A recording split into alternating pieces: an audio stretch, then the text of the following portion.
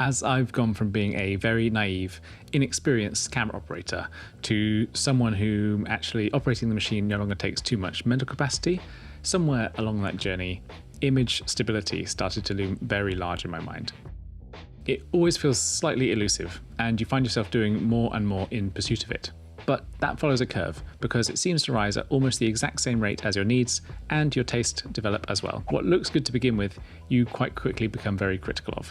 So it's a bit of a moving target really, like so many things in filmmaking. And I've ended up in a position where now I really love appropriate, motivated camera movement. And if you told me that a few years ago, I don't think I'd have believed you.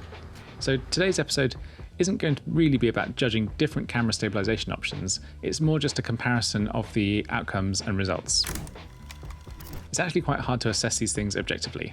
Normally you go from shoot to shoot, different settings, different locations, different lighting, different subjects, different cameras, different camera weights, different support methods. So what you end up with is quite a subjective, not especially empirical sense of the problem. So I thought I'd try to standardize it, because in my newfound life as someone who makes YouTube content, I have been sent a treadmill. So yes, the treadmill is the MacGuffin, the treadmill is the gimmick in this episode, but also quite usefully, it's the thing that's going to make this test repeatable. So please humour me, because it's the treadmill that's going to allow for some actual consistency in a stability test. I did consider stability testing at different speeds, but I think that introduces an unnecessary variable. So instead, I'm just going to pick a walking pace and use that as the benchmark against which we compare the different results. Rather than waffle on too much more, I think we should just probably get to the test itself. The baseline, the datum, the point from which all of this starts is simply going to be a camera with no stabilization on whatsoever. Just a camera, just walking. And for that, I'm going to use the Nikon ZR. Then after that, I'm going to add one more pass, which is just my best attempt at an unstabilized ninja walk, because that in itself is kind of a stabilization technique, or at least a movement technique, and it seems worth including. From there, we'll move to IBIS. I'm not especially interested in testing every stabilization mode on every camera I've got to hand, because that's not really the point of this exercise. This isn't meant to be an exhaustive comparison of different in-body stabilization systems. What I'm more interested in is the sort of result you might reasonably expect from different categories of support or stabilization while walking. So that said, for the IBIS section, I'm just going to pick what I think is the most appropriate stabilization mode for the task. After that, we'll test the Red Komodo X on the Focus Rat bag, which is a saddle style support system, and I'm sort of expecting that to transmit quite a lot of the step into the frame, a bit of the jolt and quite a lot of the judder, but that's why it's interesting to include, because even if it doesn't completely smooth out the walking movement, it may still change the character of the movement in a useful way. I should say as well, I'm not going to be testing any gyro stabilization options here, although they do of course exist, and I've actually found them to be really powerful when used well, particularly when you're shooting in a way or at frame rates that lend themselves to that sort of correction in post. But that's a little bit outside the scope of what I want to do today. After the rat bag, I'll test the EasyRig Minimax with StableArm. The camera build I'm using is within the payload rating for that setup, and the idea with the StableArm is that it's supposed to absorb, or at least permit, some of that walking movement on the Z-axis. It can also be locked off if needed, so I'll actually test both configurations. First with it locked off, which should give us something more akin to a standard EasyRig setup, and then with the StableArm active, so we can see what, if any, difference that makes. And then finally, we'll use a shoulder rig, which I'm sort of expecting to transmit most of the movement of each step pretty directly through the frame. But again, that's not necessarily a criticism by any means, it's just a different sort of result and a different look. And it may be the right result for you in certain circumstances. Throughout all of these tests, I'm going to do my best to keep the camera pointed consistently at the target cross I've taped onto the back of the garage door, just to give at least some fixed point of comparison. But before we get into the footage, I should probably say a quick word about the treadmill itself, because it is, after all, a slightly unlikely star of this episode. This is the Yazul treadmill, and one of the things I've actually really liked about it is the fact that it has its own dedicated monitor. We've had more than 40 consecutive days of rain in Cornwall this year so far, so as a bit of a fair weather runner, it's been genuinely nice to be able to get a run in without getting completely soaked through. What I've liked the most though is the fact that because it has a built-in screen, it doesn't tie up all the other bits and pieces I've used with treadmills in the past just to make the experience a little more bearable. Balancing a laptop on something precarious, propping up an iPad, that sort of thing. Here, the screen is just there. You can mirror your phone to it, which is obviously handy. Great, really, if you'd like to watch Western approaches while doing a bit of cardio. But I suppose more interestingly for how I might use it on this channel is maybe it's actually a camera monitor.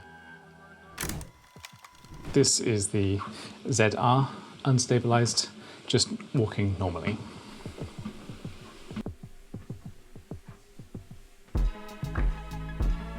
And this time it will be the ZR, still unstabilized.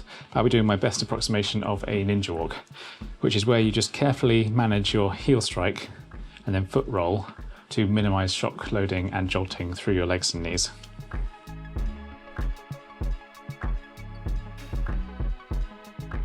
Now I'll use the stabilization on the ZR actually. I did plan originally on using it on the Zevi E1. I realized I'm filming, and because of the monitor and control app, I can monitor and control through a mixture of the treadmill and an iPhone.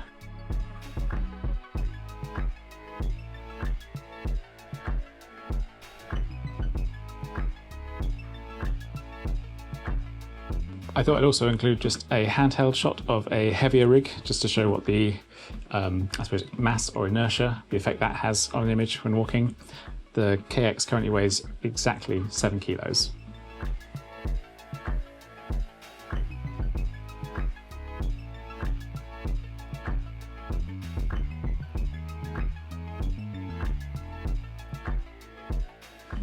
This time it's the rat bag from Focus Rat, really popular with documentary filmmakers, and you can see why. It's kind of idiot-proof, robust, versatile, but I think for this test in particular we'll find that it transmits a lot of movement because it sits against the hips, and that's kind of like the, I suppose, the pivot point where all the movement comes together from walking.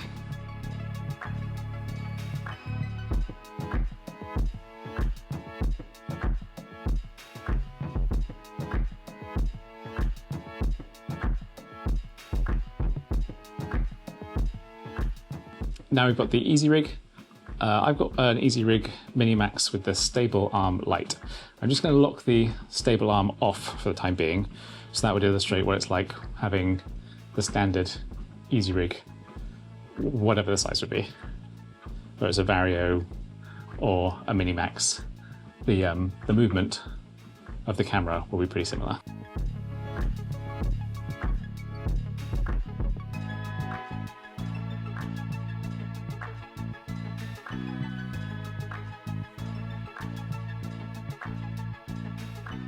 And now I'm going to disengage the stable arm lock, which should allow it to absorb shock on the Z axis.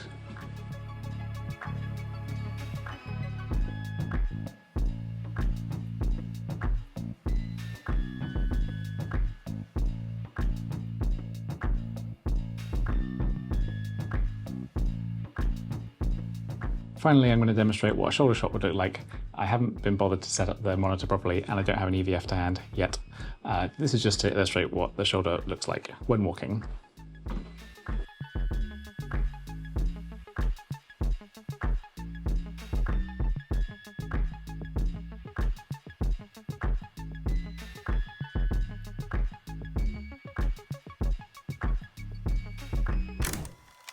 So those are the results.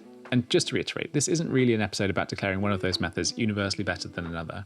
It's simply about showing the sort of result you might expect if you choose to use one of these systems or techniques while walking, because that's sort of the point. Different support methods solve different problems in different ways, and they introduce different compromises and produce different types of movement. Some more smooth and polished, some more naturalistic, some isolate you from the step more effectively, and some preserve a bit more of the body. None of them are a magic bullet, and none of them are automatically right for every situation, which is annoying because you sort of quest for this sort of one perfect way of operating, and it just doesn't exist. You need the variety. So hopefully, rather than telling you what to think, this is just giving you a clearer sense of what these options actually look like under more controlled conditions perhaps than you'd normally get from going shoot to shoot and trying to test yourselves. And as to the treadmill, not only has it provided an unexpectedly useful literal testbed for this whole exercise, in a way that I somewhat doubt you will especially anticipated, it's actually been a really good addition to the household as well. Even Mega's used it and quite liked it. It actually replaced an older treadmill I had, and having had that direct comparison, I can say that this one is substantially better built, better made, and just a much nicer thing to use. It feels like a properly well-made product. In a way, it's a bit of a cut-price Peloton, I suppose. You're still getting the same cardiovascular benefit, but without the eye-watering purchase price or ongoing subscriptions. So if you do happen to be in the market for some decently priced home cardio equipment, I think this is probably worth a look, and I will make sure there's a link in the description. But anyway, the real reason we're here wasn't to talk about the treadmill, it was to talk about the stabilisation and our observations. So let me know in the comments which one looked best to you, which you might use in your own practice or which you have disdain for, and whether there are any other forms of support or movement control you think I should have included and could include in a similar way in the future. I'm Jack, I'm well and truly back from Egypt. Whatever this is, I'm calling Western approaches. Thank you very much for watching, and I'll see you next time.